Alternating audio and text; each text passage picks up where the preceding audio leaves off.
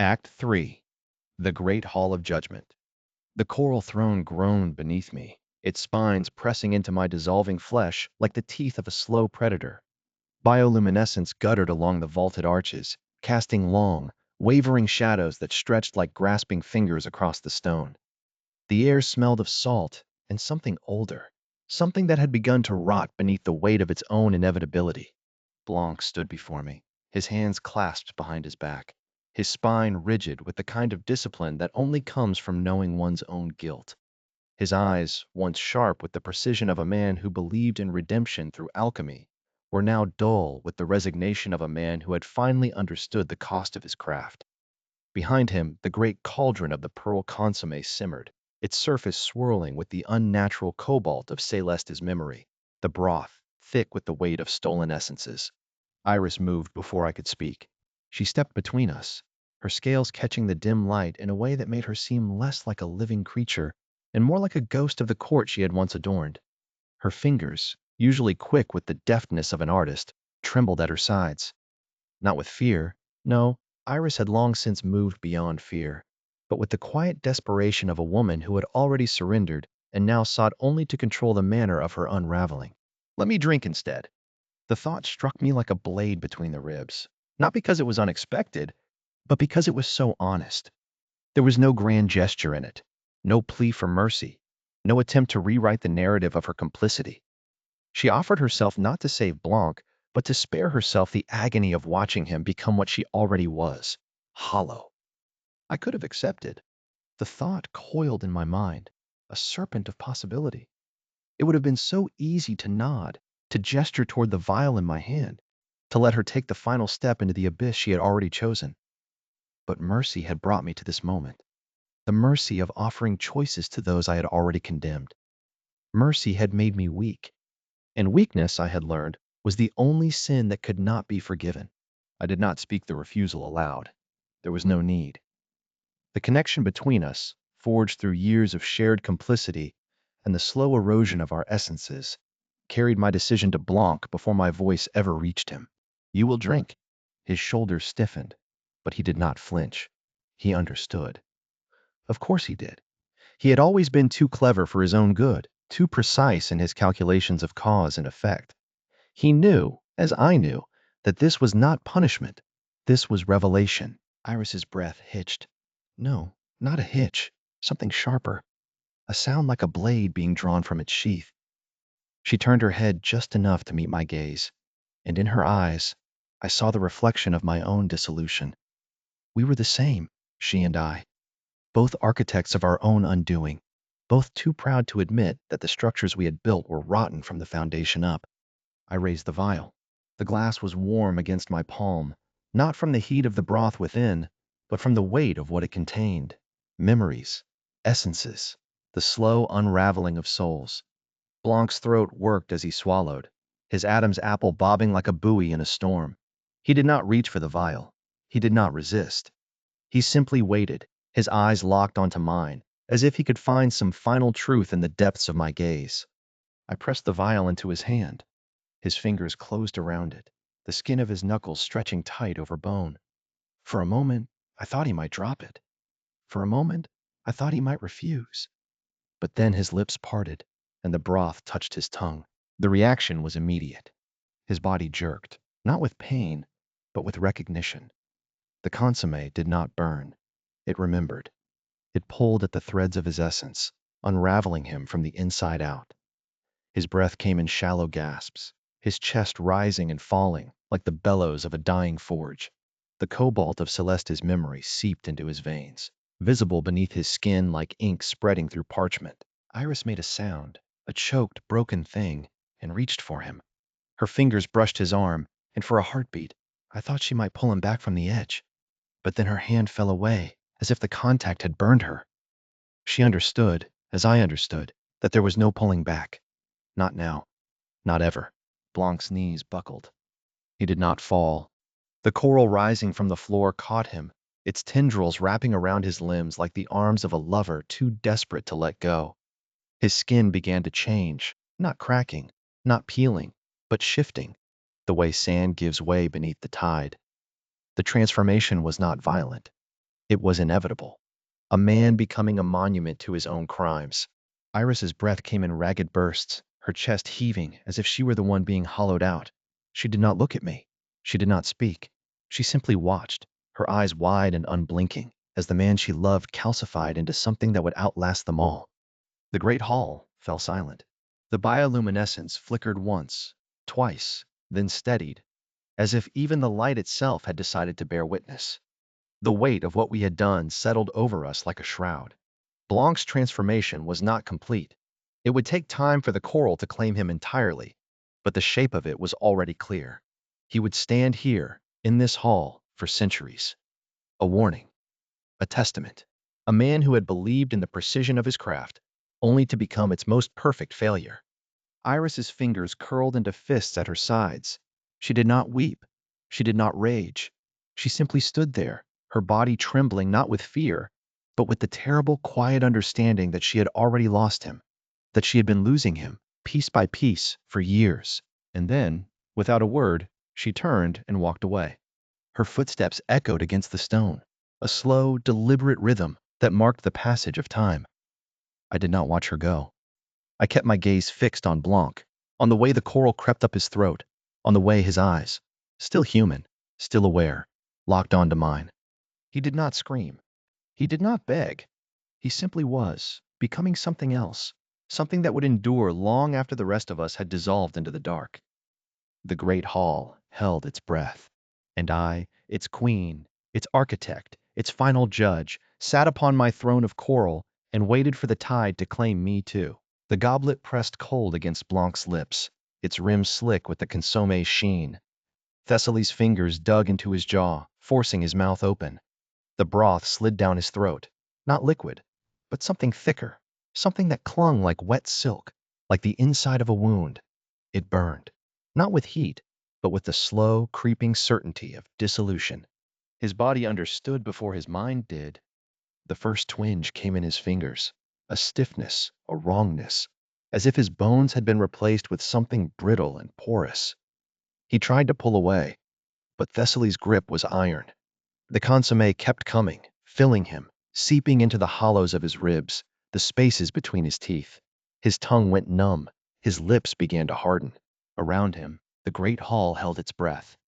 The bioluminescent tendrils lining the stone arches pulsed once, twice, slow, deliberate, like a heartbeat counting down. Iris stood somewhere in the periphery, her presence a weight against his skin, but he couldn't turn his head to look at her. His neck had already begun to set. The pain came next. Not sharp, not immediate, but deep and insidious, like the ache of a bruise spreading beneath his skin. His veins filled with something that was not blood, something alive.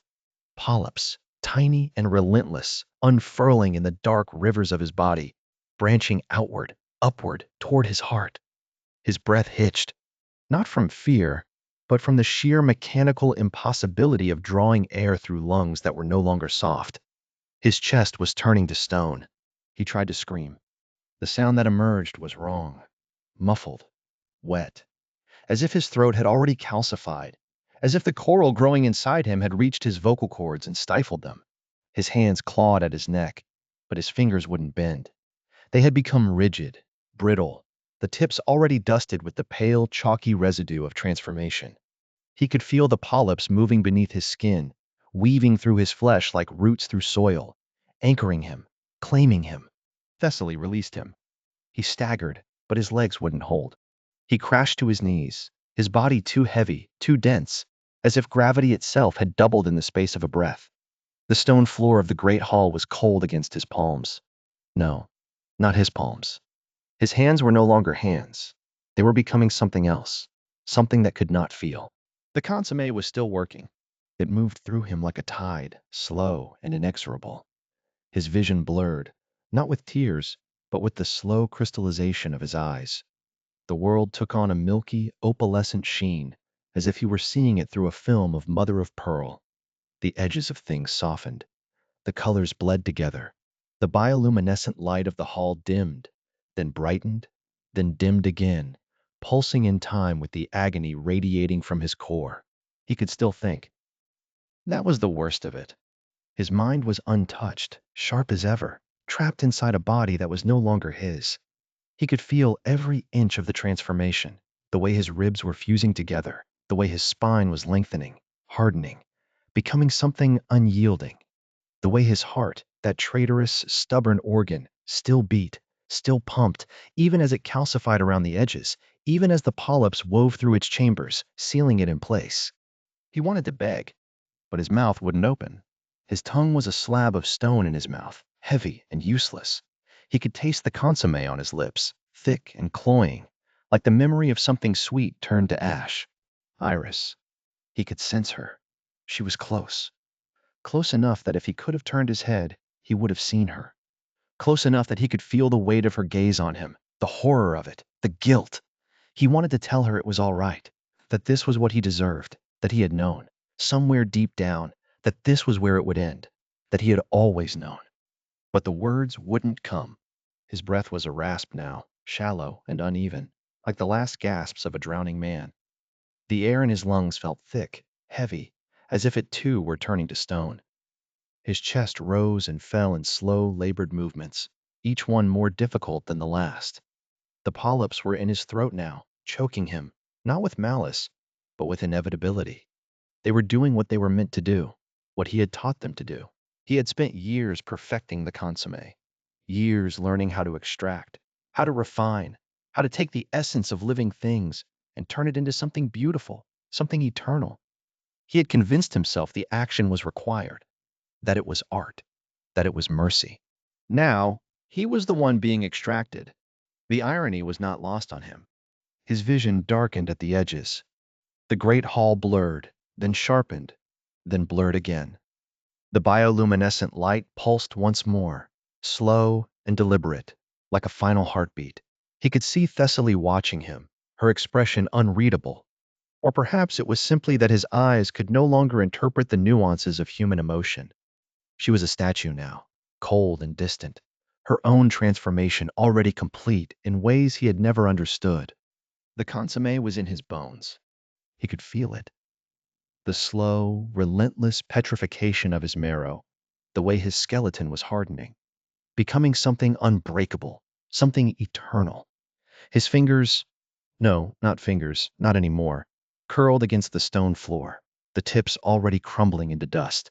He could feel the polyps weaving through his skull, filling the spaces between his thoughts, sealing him in. His breath stopped. Not all at once, not with a gasp or a shudder, but slowly, inevitably, like the tide receding. His chest stilled. His lungs, heavy and calcified, refused to draw another breath. The last of the air in his body escaped in a slow, rattling sigh, and then there was nothing. 9 days. Darkness. And then light. Not the bioluminescent glow of the great hall, but something sharper, clearer. A memory. No, not a memory. A projection. A voice, whispering in the hollows of his mind. You left me behind. Celeste. Her face swam into view, pale and luminous, her features blurred at the edges, as if seen through water. She was smiling, or perhaps she was crying. It was hard to tell. His mind was still his own, but it was no longer anchored to a body. It was adrift, untethered, floating in the dark expanse of his own consciousness. But I still remember the scent of your alchemy. The words echoed, not in his ears, but in the spaces between his thoughts. The polyps in his veins pulsed in time with the rhythm of her voice, carrying the memory deeper, embedding it in the coral that was now his body. He tried to speak, to answer, to beg, but there was no mouth to form the words, no lungs to give them breath. Only the slow, relentless spread of the coral, sealing him in, preserving him, turning him into a monument to his own complicity. Another memory surfaced. Iris, her fingers brushing against his cheek, her voice soft, hesitant. You don't have to do this. But he had. He had chosen this. Every step of the way. Every pearl stolen, every memory extracted, every lie told to himself and to others. He had chosen this, and now he would live with it. Trapped, aware, unable to move, unable to speak, unable to do anything but exist in the slow, eternal agony of his own transformation. The great hall faded. The bioluminescent light dimmed. The last thing he saw was his own reflection in the polished surface of the stone floor. A face that was no longer his own. A body that was no longer human. A statue. A monument. A warning. And then, even that was gone. Only the coral remained. Only the memory. Only the slow, relentless pulse of the polyps in his veins, carrying the weight of his sins, preserving them, eternal and unchanging, in the dark. The sealed chamber. The coral did not yield. Iris's fingers pressed into the ridged surface, the calcium sharp against her skin. It should have been cold. Stone, bone, the slow death of the sea. But it was warm. Not with life, but with the echo of what had been. Blanc's voice, trapped in the lattice, whispered against her palm. She felt it in the vibration of the polyps, the way the coral seemed to breathe beneath her touch. The chamber was empty now. The court had dispersed, their tails flicking through the water in silent retreat, leaving only the weight of what they had witnessed. The air was thick with the scent of brine and something older, charred bone perhaps, or the slow rot of memory. Iris did not look away from the coral. She could not. Her own body remembered the consomme. It hummed in her veins, a second pulse, drawing her toward the transformation. The broth had always been a thief, but now it was a bridge. She felt the pull of it, the way her bones ached to calcify, to join him in the slow, eternal stillness. But she held back. Not yet. She leaned closer, her cheek nearly brushing the coral. The surface was rough, uneven, like the skin of something that had been flayed and left to harden. Beneath it, she sensed him, Blanc, or what remained. His consciousness was trapped there, not gone, but suspended, a fly in amber. She wondered if he could feel her too, if he knew she was there. A tremor ran through the coral. Not a movement, not exactly, but a shift in the way the light caught the ridges. For a moment, she thought she saw his face in the patterns, his sharp jaw, the hollows beneath his eyes. Then it was gone. The consomme in her system flared, hot and insistent. It wanted her to drink more, to surrender, to let the transformation take her. She ignored it. Instead, she pressed her palm harder against the coral, as if she could absorb him through the contact. The chamber walls seemed to lean in, the stone breathing with the weight of what had happened here. The coral growths along the edges pulsed faintly, as if in response to her presence. She was not the first to stand here, and she would not be the last. But she would be the one to remember. She exhaled, slow and deliberate, and the tension in her shoulders eased. The vow formed in her mind before she spoke it aloud. I will document what happened here, she said, her voice steady. I will make sure they never forget. The coral did not answer, but the consomme in her veins settled, as if satisfied. She stepped back, her fingers lingering against the surface one last time. The warmth of it seeped into her skin, a promise. Not yet, but soon. The current carried her downward, not with force, but with the slow inevitability of sediment settling. Thessaly's fingers, once strong enough to crush pearls between them, drifted apart like strands of seaweed, no longer obeying any command. The water here was colder, denser, pressing against her translucent skin with the weight of 1,000 unspoken regrets. She had not chosen this descent.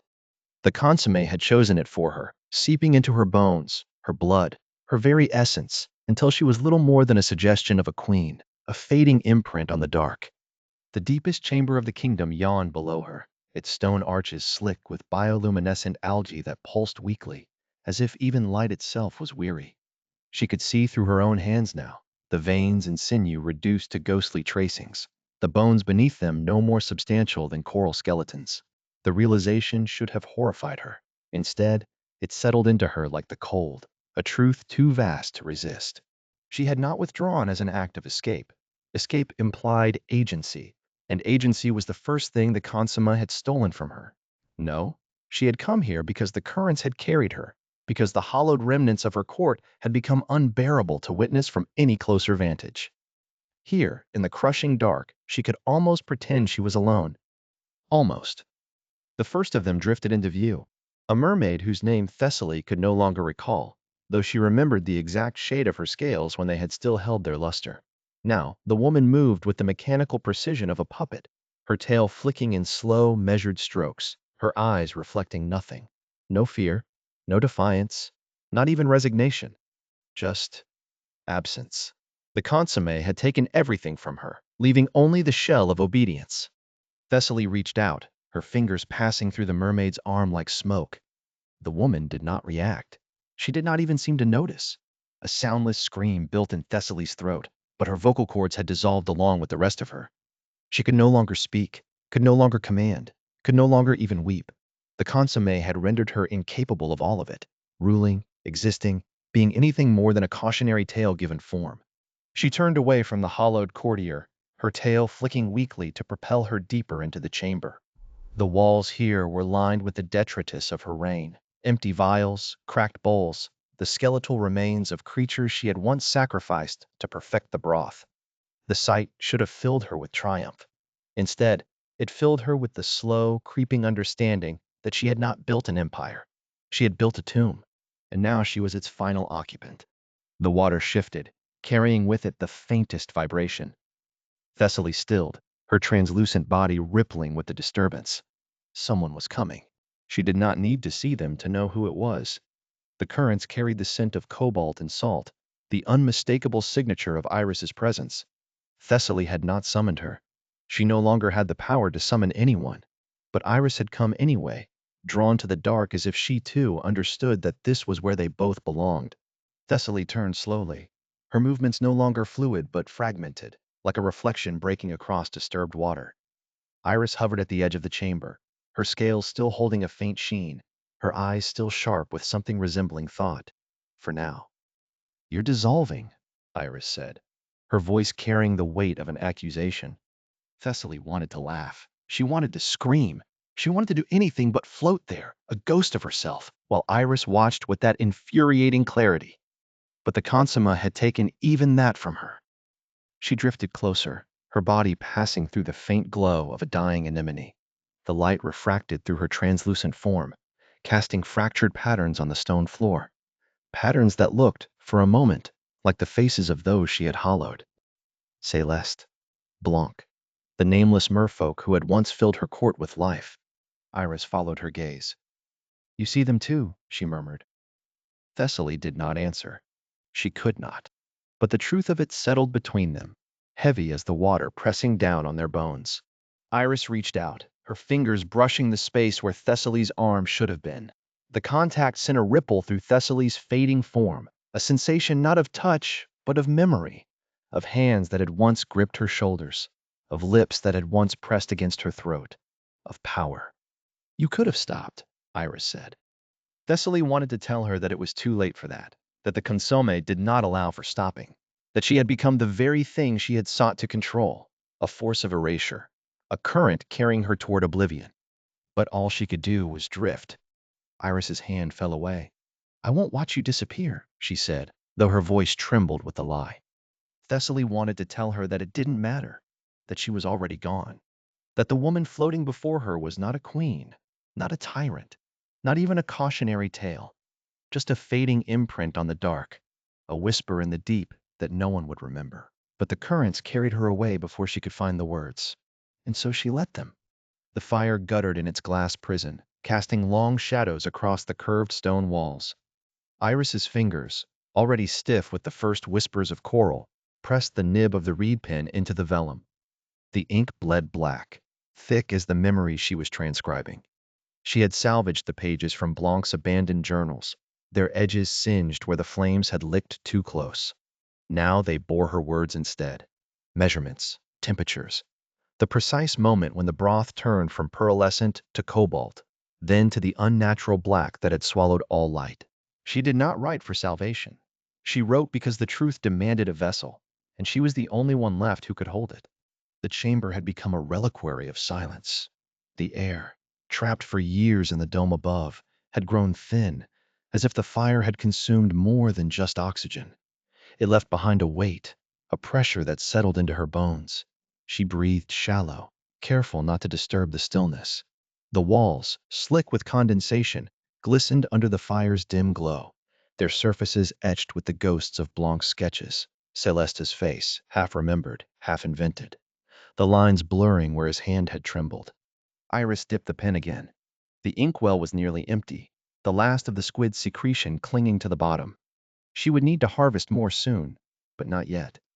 Not while the memory of Blanc's voice still echoed in the hollows of her skull, reciting the steps as if they were a prayer. First, the pearls must be hollowed, not crushed, never crushed. They must be emptied, their essence drawn out like marrow from bone.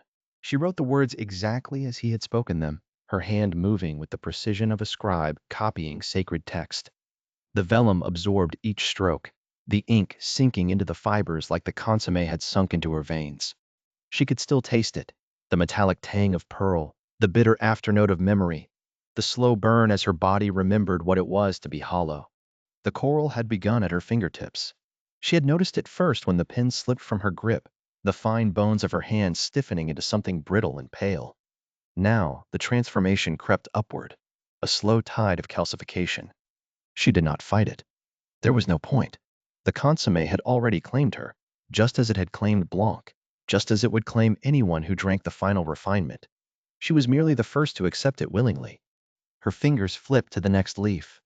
The next entry required a diagram, an illustration of the extraction process, the way the pearls had to be suspended in the broth at just the right angle, the way the memories rose to the surface like oil on water. Her hand, though stiff, obeyed. The lines came out jagged, imperfect, but they were hers. That was the point. The fire sputtered. Iris did not look up. She knew what it meant. The air was running out. Soon the flames would die, and the chamber would be swallowed by darkness. She would not light another. The fire was a comfort, but not a necessity. She had learned to see in the dark. A sound, faint, like the scrape of stone against stone. She paused, the pen hovering over the vellum. The chamber had no doors, no windows. Only the single entrance, sealed years ago by Thessaly's decree. No one came here. No one but her. The sound came again. Closer this time. Iris set the pen down. Her fingers curled into her palm, the coral edges grinding together with a sound like breaking shells.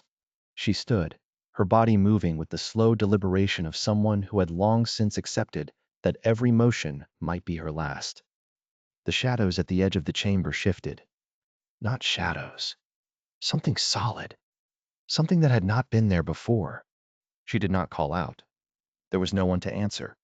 The figure stepped forward, its form resolving in the dim light. A mermaid, her scales dulled to the color of old bone, her hair drifting in the water like seaweed. Her eyes were hollow, her lips parted, as if she meant to speak but had forgotten how. Iris recognized her. One of the court. A survivor of the first refinements. The mermaid's gaze flicked to the vellum spread across the workbench, to the inkwell, to the pen still wet with Iris's words, then back to Iris's face. Her mouth moved. No sound came out. Iris waited. The mermaid turned and drifted back into the darkness. Her tail did not flick. She did not swim so much as she was carried, as if the current had already claimed her. Iris exhaled through her nose. The breath came out slow, controlled. She did not need to wonder what the mermaid had seen. She knew. The chamber was no longer a secret. Not entirely. She returned to the workbench. The pen was still warm in her grip. She dipped it into the inkwell one last time and continued writing. The broth must be stirred counterclockwise. Always counterclockwise. If you stir it the other way, the memories will curdle. The words flowed from her as if they had been waiting, as if they had always been there, buried beneath her skin, beneath the coral, beneath the weight of what she had done. She did not write for forgiveness. She wrote because the truth was a debt, and she was the only one left to pay it. The vial rested in the hollow of her palm, warm as a living pulse.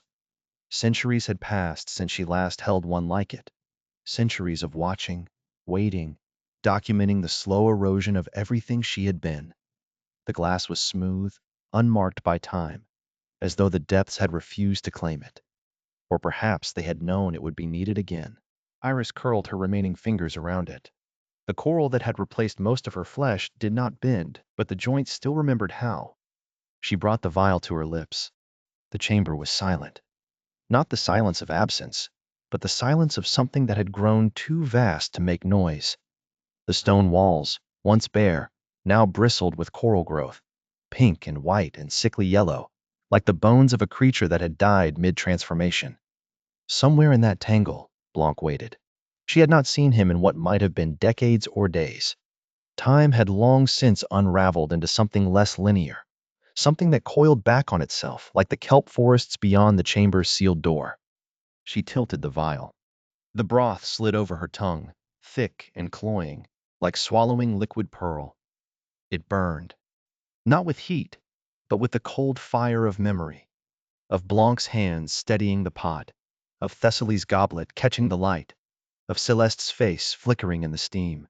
The cobalt hue of the broth was the same shade as the pigment Celeste had once sent as tribute, the same shade that had stained Blanc's fingers when he sketched her, the same shade that had bled into the consommé the night he used her memory as the final catalyst. Iris swallowed. The broth settled in her stomach like a stone. Or perhaps it was her stomach that had become stone. Centuries of slow calcification, of surrendering to the coral that crept up her ribs, across her collarbones, down her spine. She had chosen not to resist. Not after the first few decades, when she realized the transformation was not an ending, but a continuation. The coral did not erase her. It preserved her, in the same way the consommé preserved memory. Not as something living, but as something that could be held, examined, consumed. She lowered the vial. The chamber did not change. The coral did not shift. The silence remained unbroken. But something in her loosened, like a knot finally unraveling after centuries of tension. She had expected revelation, a voice, a vision, some final truth delivered in the language of the broth. But the consommé revealed nothing new. It never had. She had always known. The first time she brought Blanc a pearl, her fingers had trembled, not with fear, but with the weight of what she was offering. Not just the gem, but the unspoken understanding between them. She had seen the way he looked at her, the way his gaze lingered on her hands, her throat, the places where her scales gave way to skin. She had known, even then, that this was not attraction. It was recognition. Two creatures who had learned to survive by becoming indispensable to the thing that would destroy them. And Blanc had taken the pearl and tucked it into his journal, where Celeste's sketches already yellowed. He had not asked where it came from. He had not needed to. Iris exhaled, slow and deliberate. The air in the chamber was stale, thick with the scent of old brine and the faint metallic tang of the broth. Somewhere in the coral, Blanc's consciousness flickered like a dying ember. She could feel him, not as a separate presence, but as part of the same slow transformation that had claimed them both. The consommé had not just hollowed them. It had bound them, woven their memories into the same unbreakable thread. She had spent lifetimes trying to understand why she stayed, why she had not left when she still could, when the coral was only a creeping thing along her wrists, when the consommé was still something she could refuse, why she had watched Blanc extract memories from the dying, why she had documented the recipe in secret, why she had let Thessaly drink from the goblet again and again, knowing what it cost. The answer had always been there, in the way her pulse quickened when Blanc's hands brushed hers, in the way she had memorized the shape of his shoulders, the way his voice softened when he spoke of Celeste, not with grief, but with something closer to reverence. She had loved him, not in the way the poets described, not in the way that promised salvation or escape. She had loved him the way the coral loved the stone, by clinging, by becoming part of something larger, by surrendering to the slow, inevitable transformation. And he had loved her the same way. The coral at her wrist pulsed, a slow, rhythmic throb. She pressed her palm against it, feeling the texture of her own flesh, no longer smooth, no longer yielding, but ridged and cool and alive in a way that defied explanation. The consommé had not taken her. It had changed her. And in changing her, it had given her the only thing she had ever truly wanted, the certainty that she was not alone. She closed her eyes. The broth spread through her, not as a revelation, but as a confirmation. There was no grand truth to uncover, no hidden meaning in the centuries of witness. There was only this: the chamber, the coral, the silence, the man who had become part of the walls. There was only the slow, endless surrender to the thing they had both known from the beginning, that love was not a choice, but a kind of alchemy, a transformation, a hollowing. And she had embraced it. The vial slipped from her fingers. It did not shatter. It simply fell, slow as a dying breath, and came to rest against the coral at her feet. She did not pick it up. She did not need to. Somewhere in the depths, the current shifted. The kelp forests swayed, though there was no wind to move them. The pearl beds glowed faintly, their light caught in the cracks of the coral. Iris stepped forward. The coral at her feet parted, revealing the shape of a hand. Blanc's hand, half buried in the growth. Fingers curled as though reaching for something just out of grasp. She knelt, her own fingers brushing against his.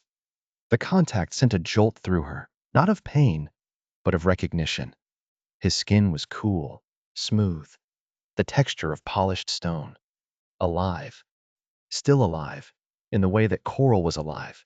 Slow, eternal, unchanging. She pressed her palm against his. The chamber did not react. The silence did not break. But something in the air shifted, a subtle change in pressure, like the moment before a storm.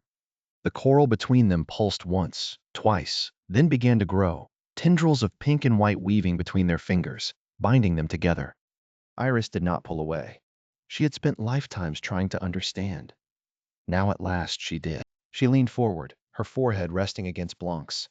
The coral spread, creeping up her arms, across her shoulders, sealing them together. The broth in her veins hummed, a quiet, steady vibration, like the echo of a voice she had always known. The last of her resistance dissolved. The chamber held them, a living tomb, a monument to the thing they had become. Not human, not merfolk, not even memory. Something else. Something that had always been waiting in the depths, in the silence, in the slow, inevitable surrender to the thing that would hollow them both. Iris closed her eyes and let the coral take her.